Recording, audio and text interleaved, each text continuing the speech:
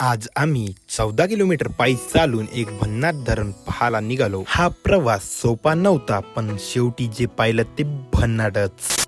14 kilometre पायी चालून एक भन्नाट ठिकाणी पोहोचलोय. एकाला वेड्यासारखं वाटतं ना. आज आम्ही ते करून दाखवलंय. चला सुरू करूया आमचा बोर डॅमचा भन्नाट प्रवास. सकाळी आम्ही उत्साहाने चौघांनी प्रवास सुरू केला. सुरुवातीला सगळं सोपं वाटलं होतं, पण जसं जसं पुढे जात गेलो तसं तसं ऊन, थकवा आणि लांबचा रस्ता आणि आमची खरी परीक्षा घेत होता. मध्ये भरपूर मज्जा, गप्पा, फोटो आणि थोडीफार मस्ती पण झाली. पण एकच लक्ष होतं, बोर डॅम. आणि शेवटी तो क्षण आला. समोर दिसलं होतं बोर डॅम.